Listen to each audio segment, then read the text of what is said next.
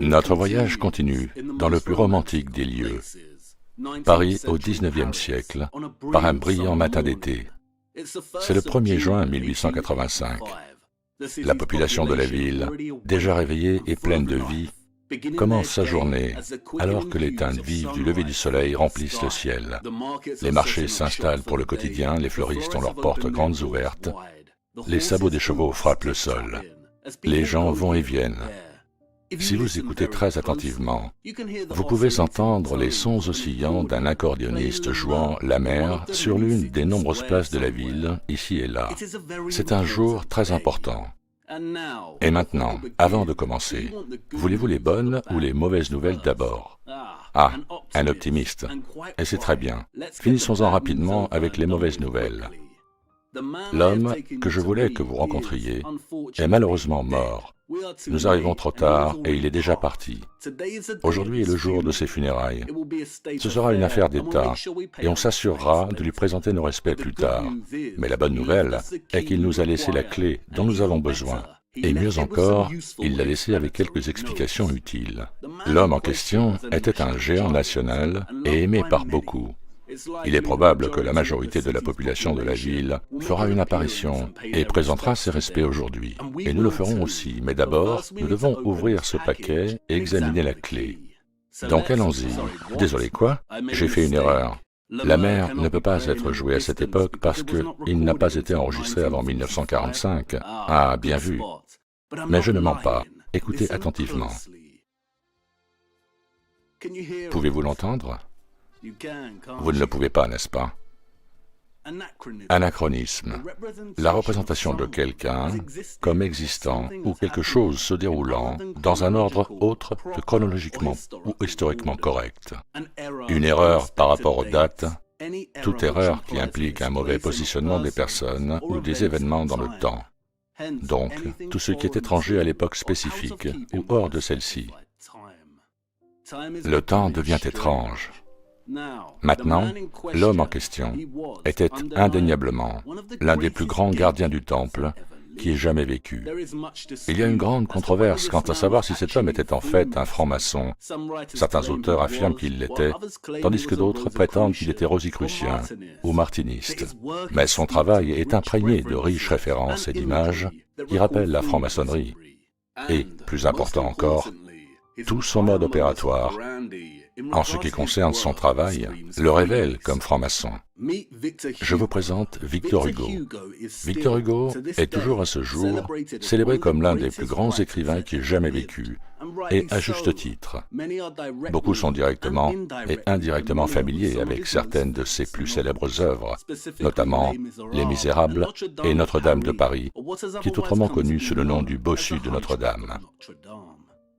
Et malgré son implication louche dans l'élaboration du grand mensonge que nous sommes tous venus à considérer comme fait historique, la prouesse de son talent littéraire est indéniable. Même dans la traduction, la maîtrise de la langue par Hugo fait pâlir son homologue anglais Charles Dickens en comparaison. Un vrai géant de la littérature. Vous voyez, avant l'invention de la télévision, les citoyens du monde avaient besoin d'être divertis et manipulés, sous une forme ou sous une autre, en dehors du journalisme. Les romanciers du XIXe siècle ont été tout aussi déterminants dans l'élaboration du récit historique que les historiens. Ils ont moulé et façonné le récit pour les personnes de tous les jours, et l'ont présenté dans une forme digeste et passionnante, avant que les historiens académiques ennuyeux et fatigants puissent commencer à façonner leur programme d'études institutionnalisées. Les romanciers étaient à l'avant-garde de la fabrication du mensonge pour le grand public. Et c'est la même méthode de programmation que nous expérimentons aujourd'hui. Combien d'entre nous ont en fait fouillé dans les archives historiques à la recherche de notre histoire, et combien d'entre nous ne l'ont pas fait, mais ont appris à connaître le passé à travers des films et des séries télévisées? Si vous vous familiarisez avec la littérature du XIXe siècle en général, vous apprendrez vite que la fiction, le roman, la nouvelle et la poésie fonctionnaient de manière similaire à nos programmes de télévision et nos films, dans le sens où Premièrement, ils ont permis aux acteurs d'apprécier des histoires généralement mélodramatiques ou romantiques qui sont captivantes, mais aussi dans le contexte d'une histoire pas très précise. C'est une tactique de manipulation très intelligente, et de nombreux films, tels que Gone with the Wind, Braveheart, Forrest Gump et d'autres encore, ont employé avec succès de telles méthodes. Mais c'étaient les écrivains du XIXe siècle qui ont inventé cette méthode de captation et de manipulation, en plaçant une histoire fictive dans un contexte historique supposé factuel, ou en d'autres termes, en écrivant un mensonge dans un mensonge. Des exemples de ce genre de programmation macro-historique incluent Les Misérables, où Hugo place son histoire, de multiples vies fictives entrelacées, au milieu d'une toile de fond historique qui commence avec la défaite de Napoléon en 1815 et culmine avec la rébellion de juin contre la monarchie en 1832. Ce roman est notoire pour ses longues digressions, qui représentent plus de 900 des 2700 pages du récit. Ces digressions prennent la forme d'essais, dans lesquels Victor Hugo réfléchit sur des sujets tels que la bataille de Waterloo et la pléthore d'orphelins dans la France du XIXe siècle. Nous avons donc un écrivain qui tisse une fiction très lisible, et dans ce cadre, qui entrelace divers essais, qui solidifie le faux récit. Et le lecteur, déjà amoureux de l'histoire fictive, n'a pas d'autre choix que de se frayer un chemin à travers ces essais, de peur de manquer les principaux développements narratifs clés avec les personnages fictifs qu'ils ont appris à aimer. Et beaucoup d'écrivains utilisent exactement cette technique de programmation macro-historique, c'est-à-dire en intégrant leur histoire dans un récit historique plus large. Nous le voyons dans la chronique de Léo Tolstoï sur l'invasion française de la Russie et l'impact de l'ère napoléonienne en temps de guerre et de paix. Nous le voyons aussi dans le récit de Dickens sur la Révolution française, A Tale of Two Cities, et dans le dernier des Mohicans de James Cooper. Et deuxièmement, le roman est devenu un moyen parfait pour les plus haut placés, les élites culturelles et les maçons, de jouer leur petit jeu et cacher des choses à la vue de tous. Pour ceux qui aiment remettre en question la validité du récit historique, les romans de Victor Hugo se lisent comme une série de messages codés. Nous avons la voix qui porte l'intrigue principale, qui est fermement ancrée dans un contexte historique, et que le lecteur quotidien absorbe avidement. Et puis, une autre voix parallèle, celle qui est dans le secret, et qui parle à d'autres personnes également dans le secret. Une grande partie de ce que vous cherchez est cachée de bien des façons dans la littérature du passé. Et afin de tirer le meilleur parti de certains de ces écrivains, j'aimerais vous présenter quelques techniques littéraires à rechercher et qui vous aideront à votre rythme. Tous les indices que vous cherchez sont enfouis dans la littérature. Tout est là, dans la fiction, qui attend d'être déchiffré et reconstitué. Nous utiliserons principalement Notre-Dame de Paris de Hugo comme exemple. Nous allons couvrir certaines de ces techniques d'abord, et ensuite nous discuterons de la clé qui nous a laissé. Et s'il vous plaît, soyez patient avec moi pendant que nous continuons. Vous verrez que je ne cherche pas à utiliser ou à déformer ces exemples pour les adapter à une théorie, mais plutôt le contraire. Avant de nous plonger dans ce sujet, laissez-moi vous présenter un peu Notre-Dame de Paris de Hugo, au cas où vous ne seriez pas familier avec ce livre. Il a été publié en 1831, mais l'ensemble des événements du récit se déroule à la fin du Moyen-Âge, plus précisément en 1482. Et c'est pendant cette période de temps que la Renaissance commence à prendre son élan. C'est une période similaire dans laquelle les jésuites et les astronomes commencent à construire le mensonge héliocentrique. Le texte est anachronique par nature. Hugo compare et oppose fréquemment son époque actuelle, le XIXe siècle, avec l'époque révolue du Moyen-Âge, dans laquelle les événements du roman se déroulent. L'intrigue mélodramatique générale de l'histoire s'articule autour d'un enchevêtrement d'engouement dans lequel trois personnages centraux, Claude Frollo, le diacre de la cathédrale de Notre-Dame, Captain Phoebus, un des chevaliers de haut rang du roi, et le sonneur de cloche défiguré, Quasimodo, dirigent leur amour et leur convoitise vers une bohémienne orpheline, danseuse de rue nommée Esmeralda. Avec ces trois hommes qui se disputent l'amour d'Esmeralda, les choses ne peuvent bien sûr que finir en désastre. Et c'est dans cette toile enchevêtrée de passions éphémères qu'Hugo tisse des ruminations complexes et subtiles sur notre histoire cachée. La première de ces techniques est l'utilisation de l'anachronisme. L'ensemble du texte d'Hugo est anachronique dans le sens où il se déroule en 1482, mais la voie narrative du livre est très proche du XIXe siècle. Le type d'anachronisme le plus courant est le suivant, un objet mal placé dans le temps, et le livre de Hugo, Notre-Dame de Paris, en contient beaucoup. Il y a beaucoup de descriptions et de phrases qui sont hors de leur place et de leur contexte.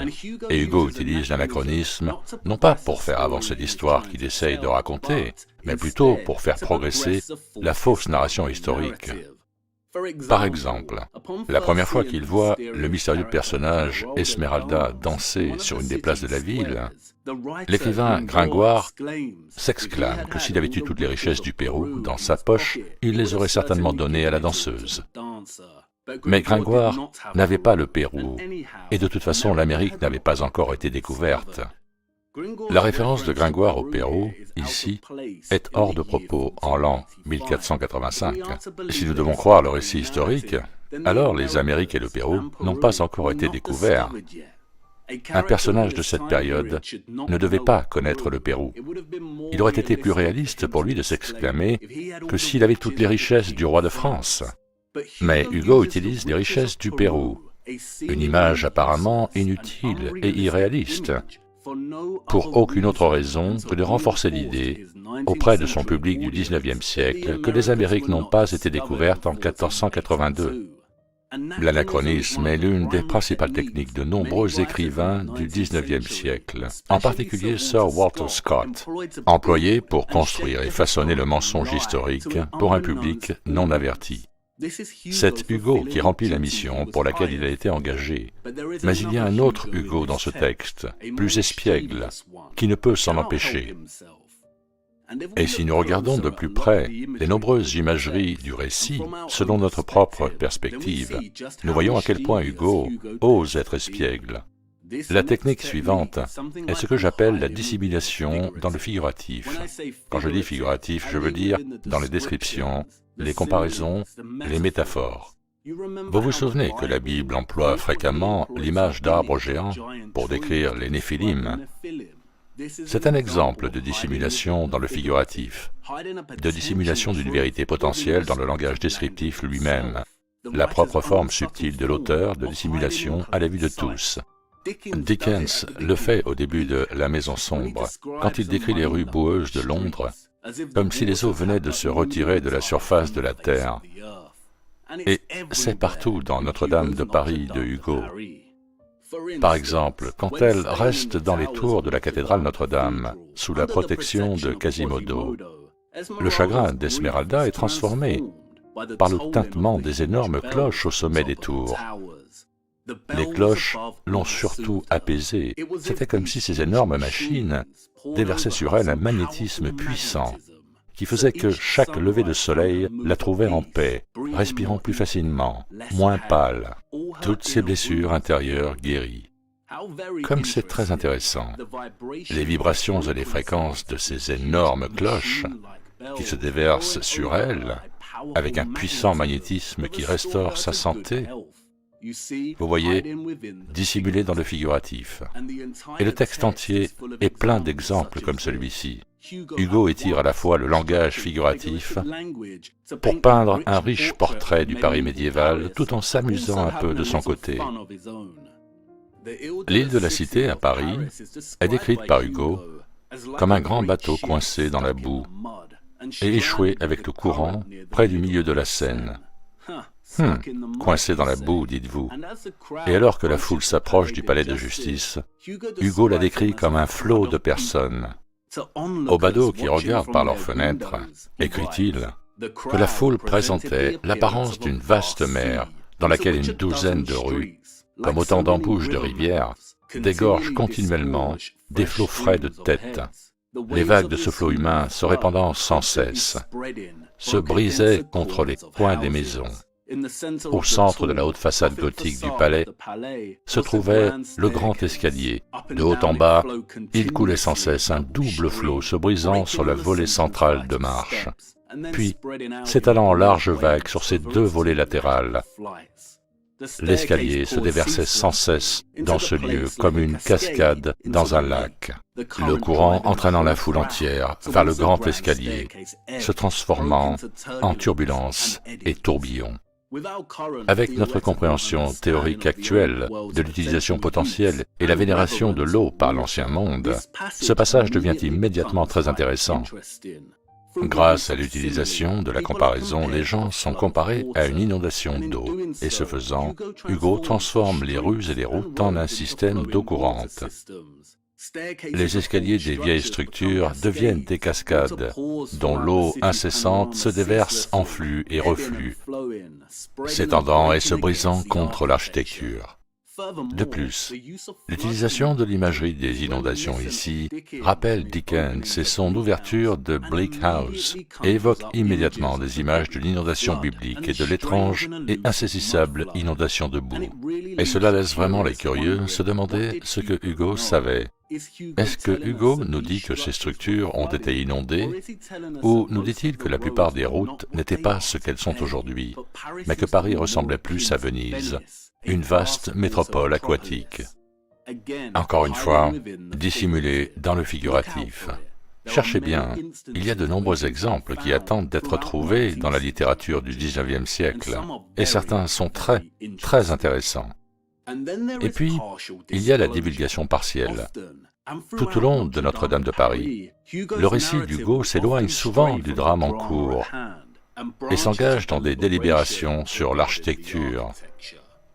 Et ce faisant, il divulgue souvent des informations que nous, le lecteur, ne devrions pas connaître, et il ne nous donnera pas une image complète. Bien sûr, il ne le fera pas, mais il ira jusqu'à confirmer certains soupçons. Par exemple, en parlant de l'emprisonnement d'Esmeralda, Hugo écrit « Au Moyen-Âge, une fois qu'un bâtiment était terminé, il y en avait presque autant dans le sol qu'à l'extérieur. Dans les cathédrales, c'était comme si c'était une autre cathédrale souterraine, basse, sombre et mystérieuse. Ces puissants bâtiments, dont la méthode de formation n'avait pas simplement des fondations, mais pour ainsi dire des racines. Ainsi les églises, les palais, les forteresses avaient de la terre jusqu'à leur taille. Les caves d'un bâtiment étaient un autre bâtiment. Écrivant au XIXe siècle, ce que Hugo confirme ici à son public du XXIe siècle est ce que les soi-disant théoriciens de la conspiration ont crié depuis longtemps, que ces cathédrales, palais, châteaux ne s'arrêtent pas là où ils rencontrent le sol, mais continuent, et pas seulement sur quelques mètres, mais qu'ils sont enterrés très profondément dans le sol, enterrés dans la terre jusqu'à la taille, comme il le dit si bien. Et si c'est une divulgation partielle, car bien que Hugo ne nous dira pas pourquoi ces structures sont à moitié enterrées dans le sol, son explication selon laquelle elles ont été construites de cette façon au Moyen-Âge n'est pas suffisante. Il confirme que oui, en effet, elles se poursuivent jusque dans les profondeurs des rues en dessous de nous, et elles vont loin. Et au fur et à mesure que le roman progresse, il devient très évident que les descriptions de Paris et de son architecture faites par Hugo, telles que celles-ci, ne sont pas une coïncidence. Il savait exactement ce qu'il faisait avec ce texte, et cela devient encore plus évident dans la dernière technique littéraire dont je veux vous parler, avant que nous regardions cette clé. Cette technique est l'allégorie. La métaphore allégorique ou l'allégorie est un procédé que de nombreux écrivains utilisent pour transmettre des significations semi-cachées ou complexes à travers des figures symboliques, des actions, des images ou des événements qui ensemble créent le sens moral, spirituel ou politique que l'auteur souhaite transmettre.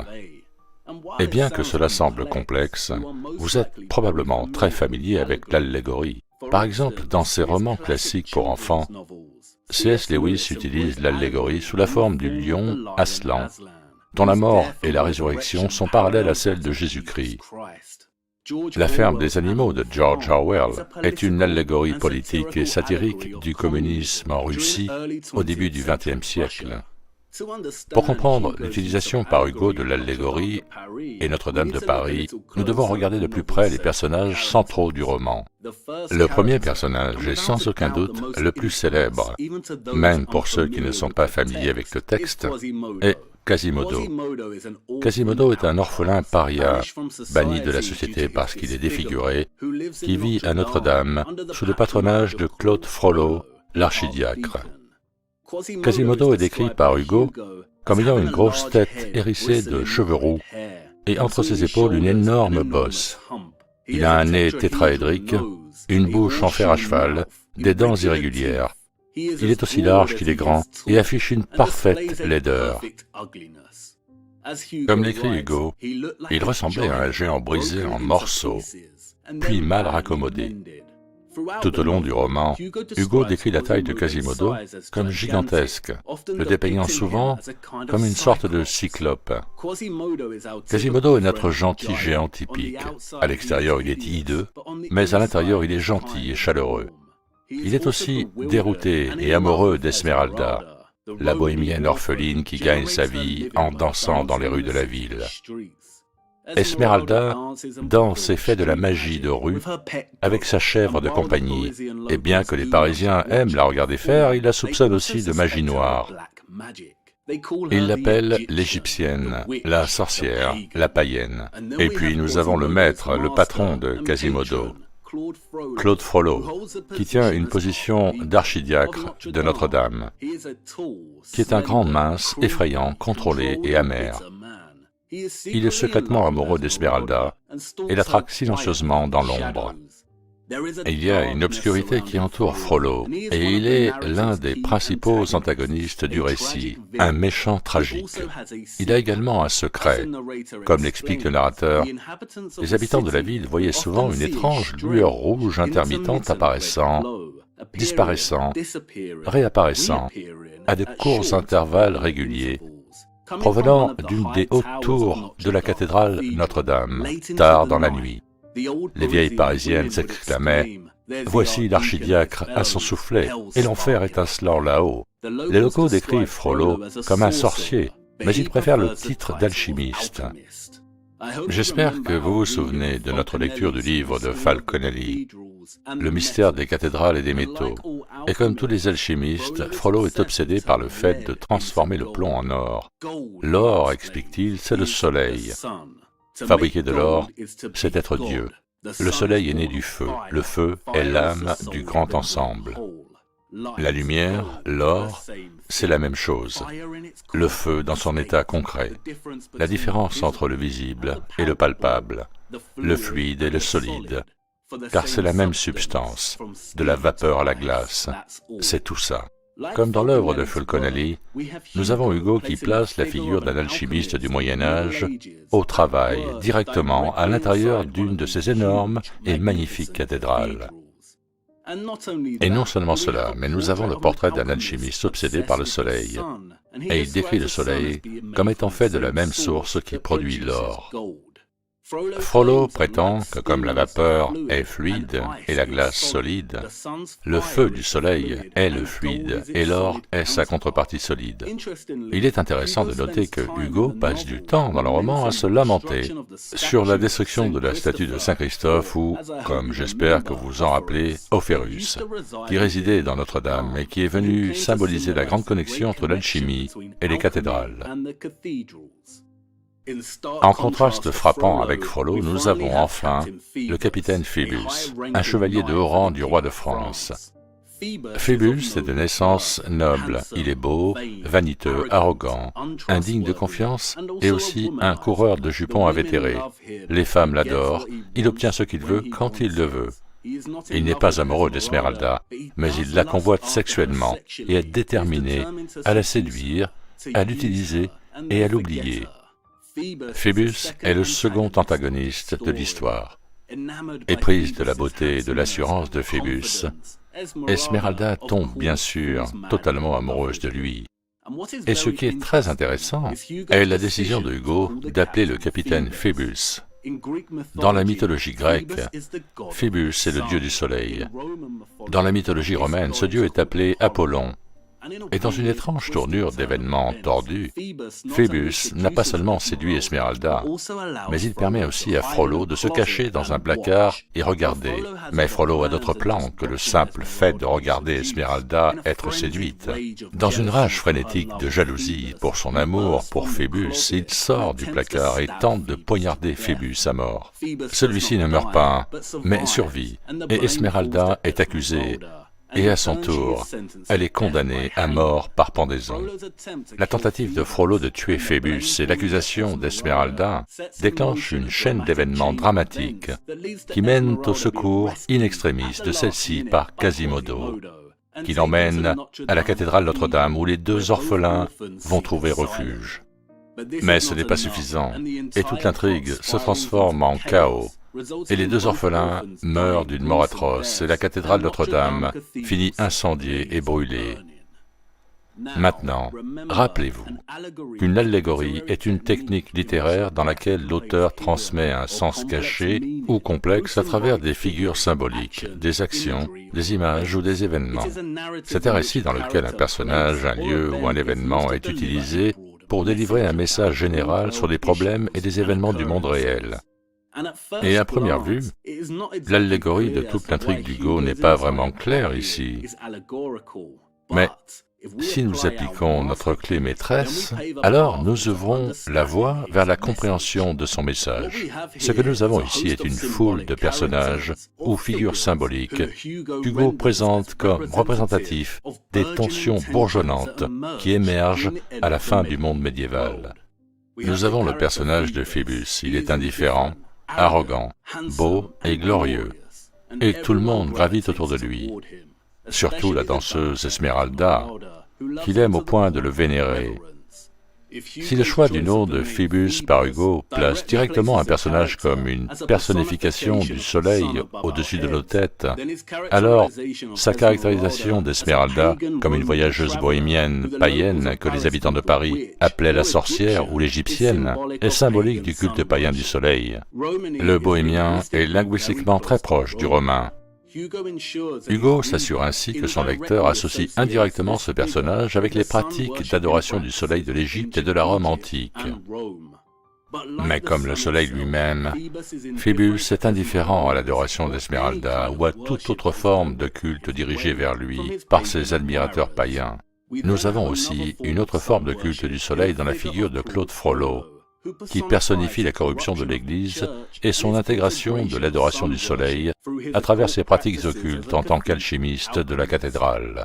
Il est obsédé par la découverte des secrets de la formation du soleil et sa relation avec le métal or.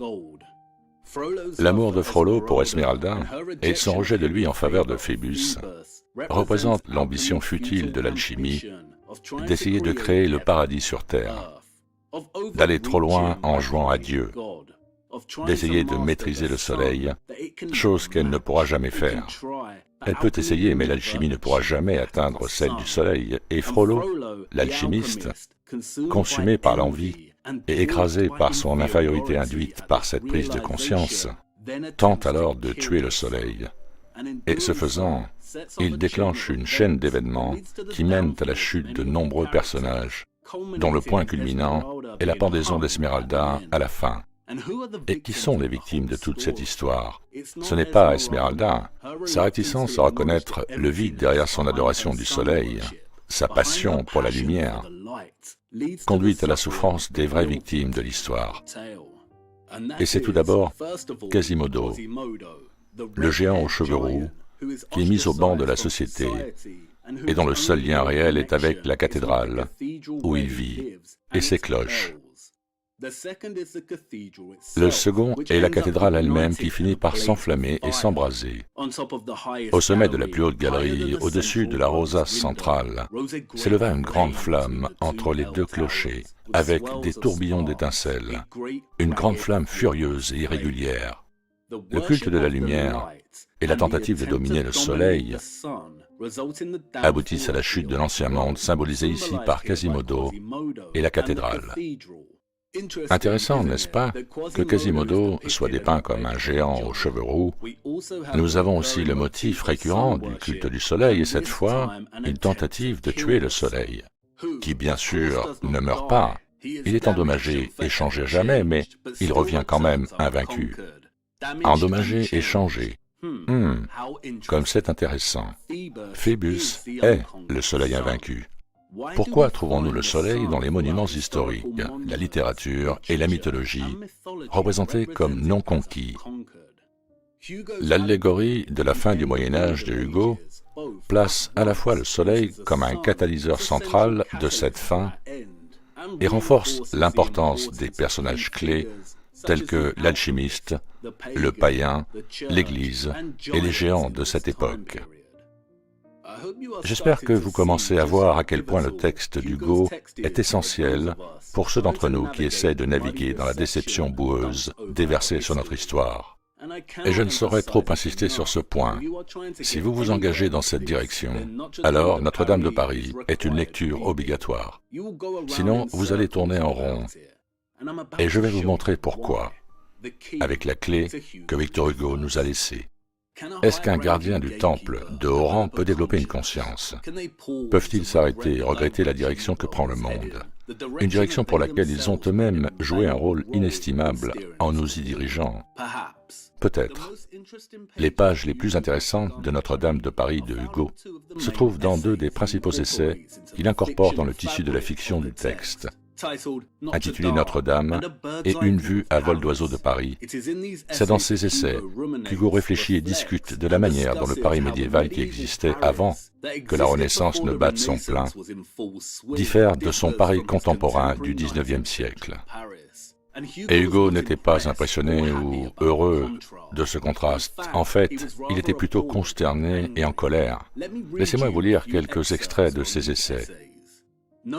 Il ne fait aucun doute que l'église de Notre-Dame de Paris est encore aujourd'hui un bâtiment sublime, majestueux, mais malgré toute la beauté qu'elle a préservée en vieillissant, il est difficile de réprimer un soupir, de réprimer de l'indignation sur les innombrables dégradations et mutilations que le temps et les hommes lui ont simultanément infligées.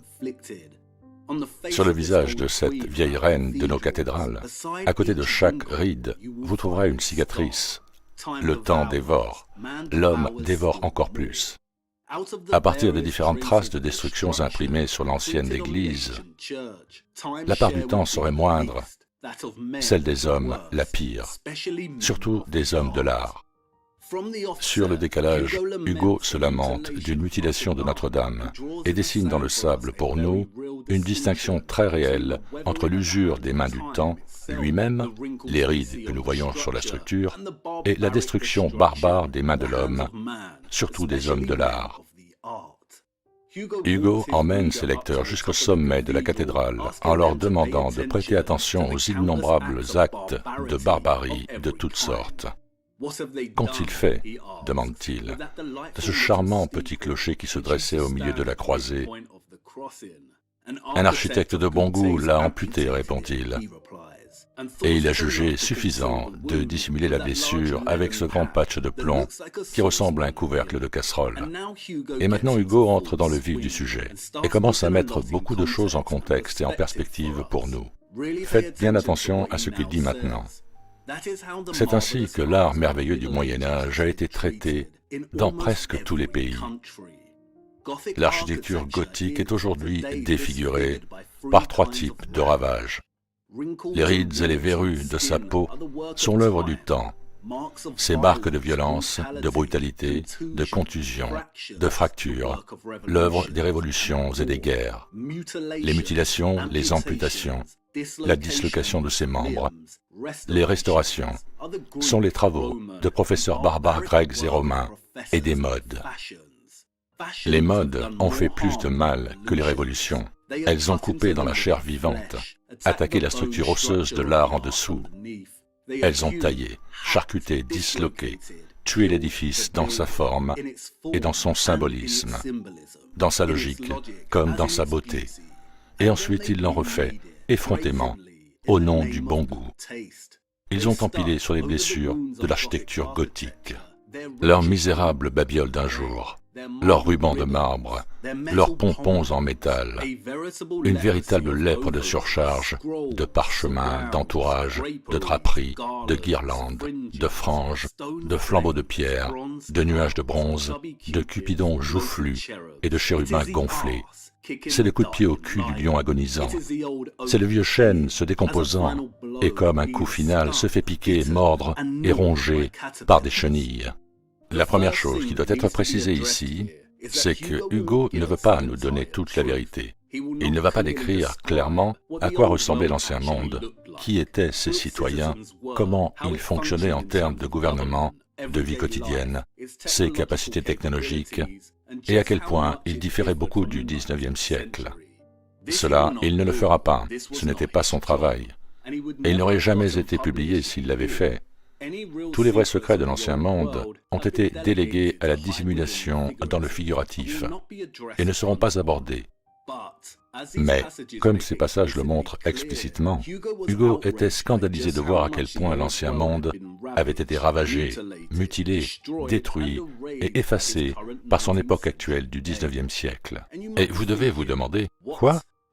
De quoi parle cet Hugo? J'ai vu les vieilles photographies de Paris au XIXe siècle. C'est merveilleux. Vous n'avez clairement pas vu ces photographies des expositions universelles de Paris, n'est-ce pas?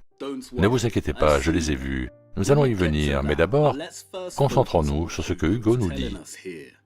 Ce qu'il nous expose clairement ici, c'est que 1. Il y a une énorme distinction entre l'architecture gothique du Moyen-Âge, qui s'est terminée dans les années 1400, avant que la Renaissance ne commence, et le style d'architecture qui a suivi. Et 2. Ce qui a suivi s'est concentré sur la défiguration des structures gothiques.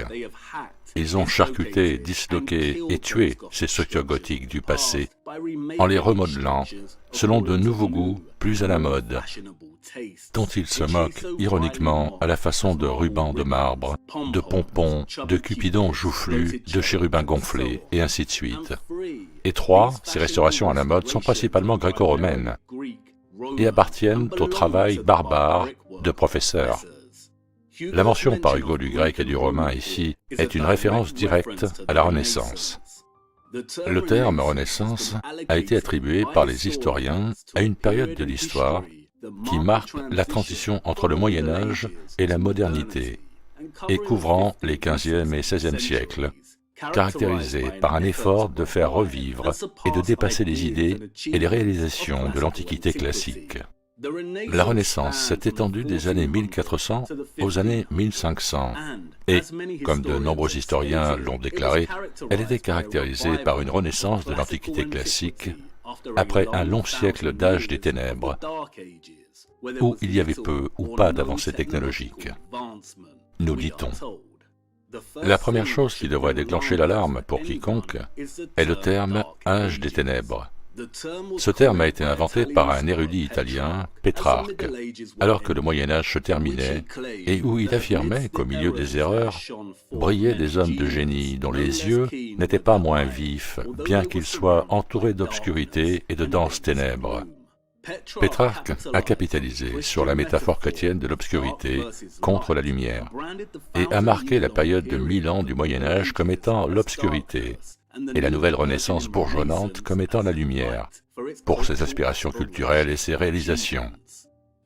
Voyez-vous, pendant la Renaissance, l'homme n'avait plus besoin de faire preuve d'humilité devant Dieu. L'humanité était maintenant entrée dans un nouvel âge, et elle débordait de possibilités et d'exploration.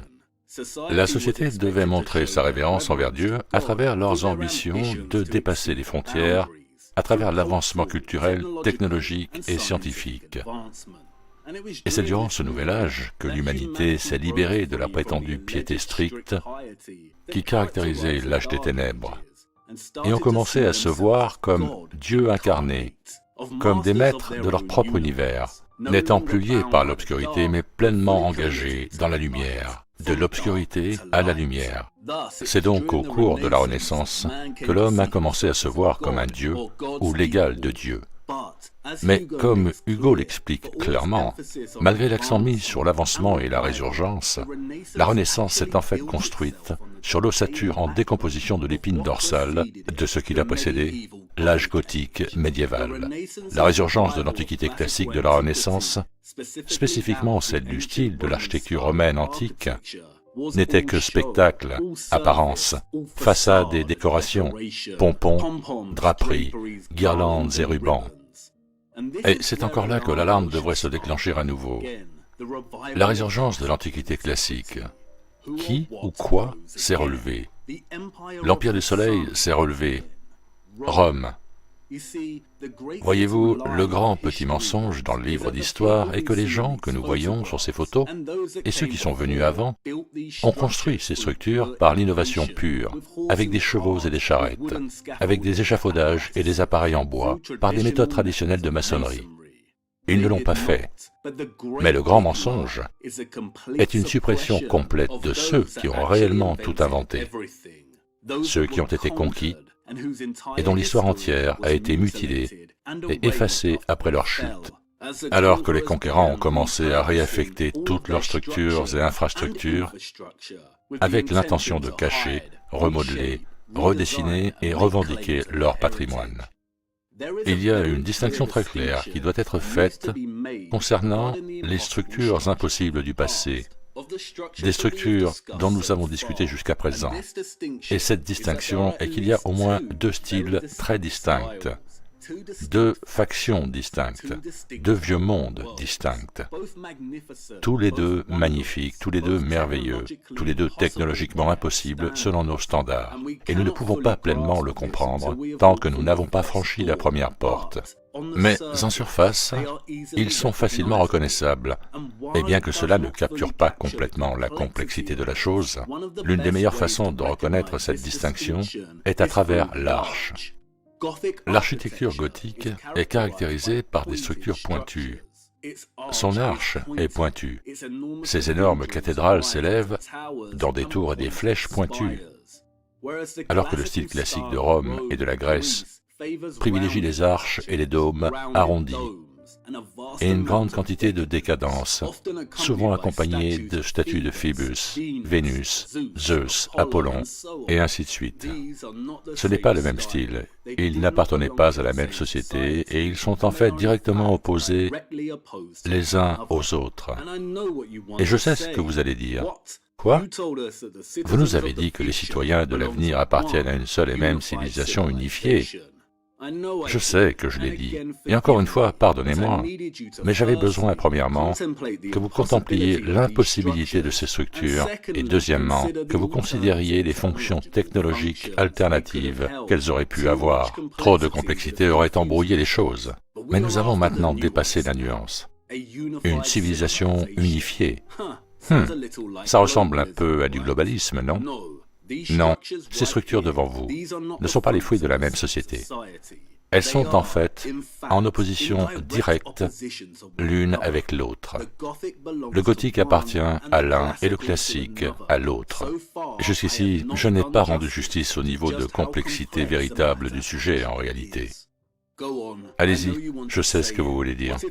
Et si ce Hugo était un menteur, vous l'avez dit vous-même, c'était un gatekeeper, probablement un maçon ou un trompeur au service de l'élite, et si son petit roman sur un bossu était écrit pour nous mettre sur une fausse piste, je le sais, et vous avez raison, on ne peut pas lui faire confiance. Son travail était de faire vivre l'histoire fabriquée de la France auprès de ses lecteurs du XIXe siècle.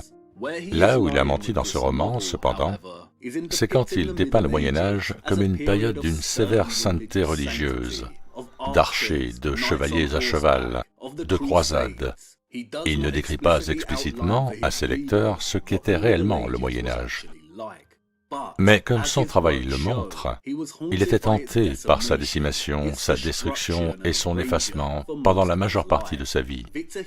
Victor Hugo n'écrivait pas seulement de la fiction, c'était un activiste qui tentait activement d'empêcher la destruction généralisée, organisée et bien réelle de l'ancien monde médiéval qui a continué à se produire bien au-delà du XIXe siècle. En plus de Notre-Dame de Paris, Hugo a écrit plusieurs essais de non-fiction sur ce sujet que tout le monde devrait lire. Un en particulier, intitulé « La guerre contre les démolisseurs », est très important. Il a écrit qu'à cette époque, il n'y a pas une seule ville en France, ni un seul centre administratif où la destruction d'un monument historique n'est pas en considération, déjà commencée ou entièrement réalisée, soit par l'action de l'autorité centrale ou par l'action de l'autorité locale, avec l'accord de l'autorité centrale, soit par l'action des individus, sous le regard tolérant de l'autorité locale. Les dévastateurs n'ont jamais manqué de justification. Sous la Restauration, les édifices catholiques du Moyen-Âge ont été abîmés, mutilés, défigurés, profanés, de manière plus moralisatrice que tout au monde. Les congrégations ont développé la même excroissance sur leurs églises que celle qu'ils avaient sur leur religion. Ces mutilations se composent de marbre, de bronze, de chaume et de bois doré. Elles apparaissent le plus souvent dans les églises sous la forme d'une petite chapelle peinte, dorée, mystérieuse, élégante, remplie d'anges coquets, galants et grassouillés, inondée de fausses lumières du jour, comme celle de Saint-Sulpice. À Paris, le vandalisme s'épanouit et prospère sous nos yeux. Le vandalisme est un architecte, le vandalisme s'installe et devient luxuriant. Le vandalisme est honoré, applaudi, encouragé, admiré, sert de divertissement, est protégé, consulté, subventionné, acheté, naturalisé. Le vandalisme est le commissaire aux travaux publics pour le compte du gouvernement. Il est sournoisement installé dans le budget et il le grignote tranquillement, comme un rat fait de son fromage. Et bien sûr, il rapporte de l'argent chaque jour où il démolit le peu qui nous reste de cet admirable vieux Paris. Que sais-je? Du vandalisme en peinture étalée sur Notre-Dame, du vandalisme qui modifie les tours du palais de justice, du vandalisme qui ampute 2 des 3 flèches de Saint-Germain-des-Prés, un vandalisme qui a ses journaux, ses coteries, ses écoles, ses chaires, ses publics, ses vérités, un vandalisme qui a la bourgeoisie de son côté. Il est bien nourri, bien financé, gonflé d'orgueil, presque sage, toujours si traditionnel, un bon logicien, un théoricien fort, heureux, puissant, qui répond à ses besoins, qui parle bien et qui est content de lui-même. Et il protège les jeunes talents, il est professeur, il décerne les grands prix d'architecture. Il envoie des étudiants à Rome, il porte une robe brodée, il est membre de sociétés savantes, il fréquente la cour, il prête bras au roi et se promène avec lui dans les rues en lui murmurant des plans à l'oreille. Vous devez le rencontrer. On ne restaure plus, on ne gâte même plus. On n'enlaidit même plus, on ne fait que détruire, et on a de bonnes raisons pour cela. On veut effacer entièrement notre histoire. On dévaste, on pulvérise, on détruit, on démolit dans un esprit national. C'est dans les essais de Hugo que les implications de la clé qu'il nous a donnée commencent vraiment à s'épanouir. Ce que nous apprenons dans l'animosité déchaînée d'Hugo envers la destruction de l'ancien monde médiéval est que, 1. Elle continue bien au-delà du XIXe siècle et prend principalement la forme de l'amputation de sections de structures et redécorées en façade néoclassique. Lorsque la réaffectation n'est pas possible, les structures sont tout simplement démolies. Et que 2. Ce ne sont pas des destructions et réaffectations arbitraires et aléatoires, mais calculées, planifiées et organisées. Elles sont prises en compte dans les budgets des autorités locales et nationales en France et par extension dans toute l'Europe. Hugo montre clairement que le budget pour détruire, réaffecter et effacer ce qu'il en est de l'ancien monde médiéval est apparemment sans fin et bien protégé, même au point que des organisations envoient des étudiants à Rome pour étudier et imiter ces styles en France. Il y a des récompenses pour la réaffectation. Elle est encouragée et normalisée par la propagande des journaux et à travers l'éducation et les systèmes religieux. Et alors que l'essai continue, l'énormité de tout ce qui a été changé depuis le Moyen-Âge commence vraiment à apparaître au lecteur. Ce n'était pas seulement pendant la Renaissance, au XVe et XVIe siècle, que l'essor du néoclassicisme et son aspiration à effacer l'ancien monde du Moyen Âge a dominé l'esprit social de l'époque.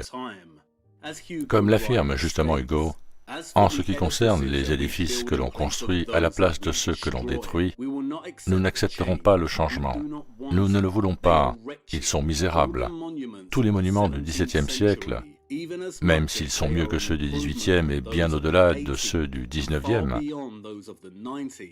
quelles que soient leurs belles allures, quelles que soient leurs grandes impressions, les monuments de Louis XIV sont comme ses enfants. Beaucoup d'entre eux sont des bâtards. Comme vous pouvez le voir, cet agenda de réaffectation a continué au XVIIe, XVIIIe et se produisait encore au XIXe siècle. Nous avons devant nous 500 à 600 ans de destruction, de révision et de réaffectation.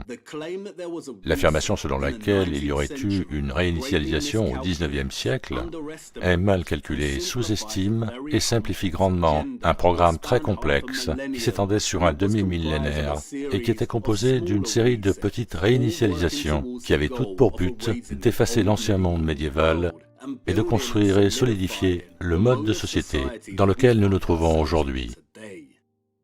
Et alors, pourriez-vous demander, qui se soucie de savoir quand la réinitialisation a commencé et quand elle s'est terminée? Paris et la plupart des endroits du monde que nous voyons dans les photographies du XIXe siècle ont l'air glorieux. Tout ce qui compte, c'est qu'ils ont menti et nous ont caché des années et des années de technologie et de connaissances. Je suis d'accord, l'ère victorienne est glorieuse, mais selon nos critères. Et si ce que nous voyons à l'époque victorienne était l'apogée de la civilisation, alors pourquoi Victor Hugo est si en colère? Et pourquoi souligne-t-il qu'il y a eu un programme de réaffectation en cours depuis les années 1400? Que voulait-il réaffecter, dissimuler, modifier, détruire, effacer? Pourquoi était-il si en colère dans les années 1830? Que savait-il? Qu'est-ce qui a précédé la résurgence du style classique de la Renaissance? Ce n'est pas parce que le monde avait l'air glorieux dans les années 1800, et il y a beaucoup de preuves suggérant que ceux entre les années 1400 et 1800 étaient bien plus avancés technologiquement que ce que les livres d'histoire nous disent qu'ils étaient, que nous devons ignorer la complexité entourant la question. Elle est importante pour de multiples raisons, mais principalement parce que le fait d'avoir une ligne de temps plus claire peut nous aider à commencer à classifier, à différencier et à définir ce que nous voulons dire quand nous parlons de l'Ancien Monde. Parlons-nous d'une période de 1000 ans qui a été perdue, détruite, balayée sous le tapis et péjorativement appelée l'âge des ténèbres, la période de 1000 ans pendant laquelle l'immense et magnifique style architectural gothique est né, ou discutons-nous de la période de 500 ans de destruction, de révision, de réaffectation et de renaissance qui a suivi? Cette cathédrale est très différente structurellement et stylistiquement de ce bâtiment à colonnade. S'il y avait un débat pour soutenir l'existence d'un règne millénaire d'une civilisation, un débat cohérent et solidaire, c'est ici qu'il faut le chercher. Cette période, par contre, représente un demi-millénaire de reconstruction et de révision. C'est ici que nous trouvons l'hégémonie impériale, la domination et l'autorité sur ce qui existait avant, avec un agenda pour l'effacer de l'histoire. Et la seule façon d'y parvenir était de le faire à travers de multiples resets de la population. Cette période, les 500 ans qui ont suivi le Moyen Âge ou l'âge des ténèbres, était l'âge de la grande transition. Anatoly Fomenko a écrit que l'histoire n'est rien d'autre que notre modèle du passé, et nous avons besoin d'un meilleur modèle, un modèle qui tente de lui rendre justice. Tout ce qui est dans les livres d'histoire n'est pas une fiction complète. Les périodes de la Renaissance, du siècle des Lumières et de l'ère victorienne étaient toutes très réelles. On ne nous a pas dit toute la vérité sur ces périodes. Non, bien sûr, ils ne l'ont pas fait. Il y a une raison pour laquelle ils nous disent que l'appareil photo n'a pas été inventé avant les années 1800. Mais ces époques ont existé et ont fait partie de la grande transition. Et soyez très prudents lorsque vous tirez des conclusions trop tôt en ce qui concerne un règne millénaire. juste au cas où vous finiriez par glorifier des structures qui ont joué un rôle intégral dans la suppression, le remplacement et l'enterrement de cette même période millénaire que vous célébrez. Les structures qui ont été construites, révisées et réutilisées pendant la grande transition ne sont pas représentatives de 1000 années de paix, et nous y reviendrons beaucoup plus tard.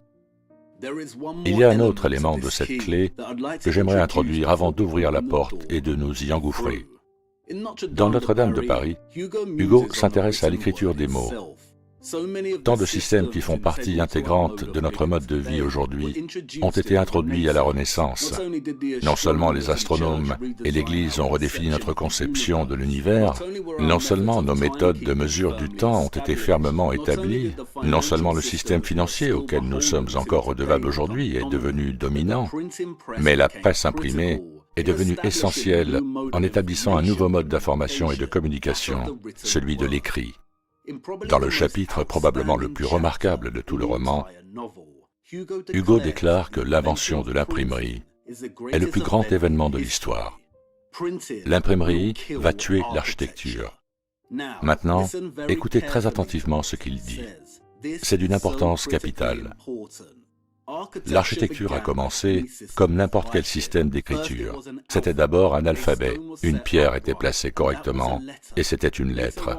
Plus tard, les mots ont été formés, la pierre a été posée sur la pierre, ces syllabes de granit ont été assemblées, la langue essaya quelques combinaisons. Finalement, ils ont produit des livres, et ils grandirent, se multiplièrent, se croisèrent, devenant de plus en plus complexes. Ainsi, il continue, pendant les 6000 premières années de l'existence du monde, l'architecture était une grande écriture de la race humaine. Ce livre de granit a commencé en Orient, et la dernière page a été écrite au Moyen Âge. L'architecture, jusqu'au XVe siècle, était l'enregistrement principal de l'humanité.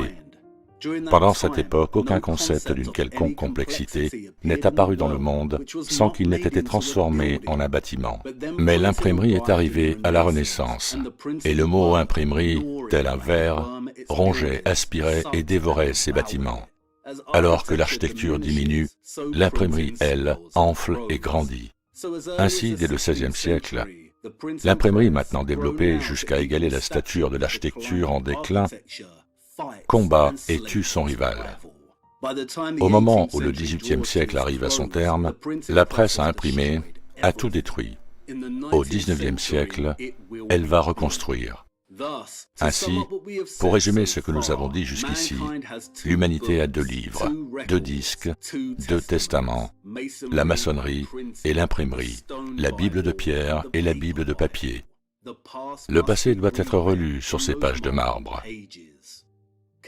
Pouvez-vous maintenant voir pourquoi il était peut-être nécessaire pour les conquérants de changer et de réaffecter tant de choses, non seulement pour déstabiliser, détruire et cacher l'entière infrastructure de l'Ancien Monde, mais aussi pour disperser, briser les histoires et récits que ces structures exprimaient silencieusement, pour démanteler leurs témoignages et ensuite réécrire une histoire fabriquée et propager cette information largement à travers le monde par le biais du livre imprimé. Et c'est une notion très dérangeante. Et s'il y avait une Bible écrite dans la pierre, n'était-ce pas précisément ce à quoi Fulcanelli faisait référence? Au fait que les cathédrales avaient un message écrit dans la pierre qui témoignait d'un passé alchimique et technologique? Mais si elle témoignait de plus que cela, les livres peuvent être brûlés, mais la pierre peut aussi être altérée, maquillée ou démolie. Et c'est là que réside un problème majeur pour nous au XXIe siècle. Comment lire les livres de pierre du passé si la grande transition a dispersé leur message? Nous devons apprendre à lire, mais la langue que nous devons d'abord maîtriser est celle de la réaffectation et de la révision. Nous continuerons à tourner en rond, à moins que nous ne commencions à faire la différence entre l'ancien monde médiéval et la grande transition qui a suivi. Il y a tellement de choses qui attendent d'être découvertes grâce à cette distinction. Et maintenant qu'Hugo nous a donné la clé, nous pouvons franchir la porte et tenter de le faire. Mais avant cela, il est temps de présenter nos respects. Ses funérailles sont en cours au moment où nous parlons, et comme vous pouvez le voir, une grande partie de la population de Paris est ici en deuil. Hugo était un géant national, une imposante figure de lettres, qui a donné vie par l'écriture aux mensonges de Paris, faits de la même étoffe que ceux qu'il en est venu à mépriser.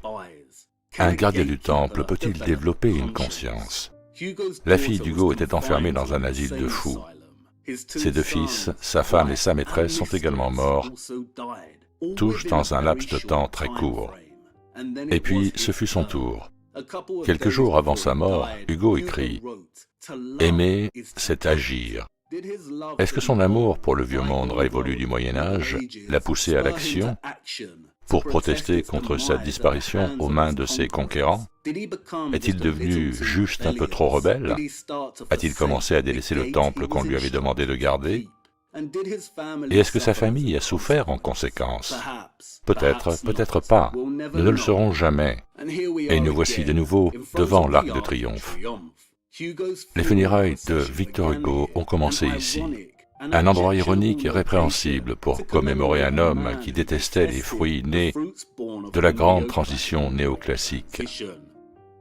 Cette arche n'est pas un aimant. Elle n'est pas une technologie de l'ancien monde. Elle a été construite à l'époque où l'on dit qu'elle a été construite. Elle n'a pas été construite par ceux qui utilisaient la maçonnerie traditionnelle, les chevaux et les charrettes. Non, c'est un mensonge. Les portes en arche de l'ancien monde médiéval étaient différentes et avaient une toute autre fonction. Ceci appartient et n'est pas antérieur à la grande transition, et servait une fonction primaire, déconcertante dans son impossibilité, oui. Dans sa taille gargantuesque et sa juxtaposition avec les minuscules personnes à ses pieds, oui. Mais impénitent, arrogant, monstrueux et imposant.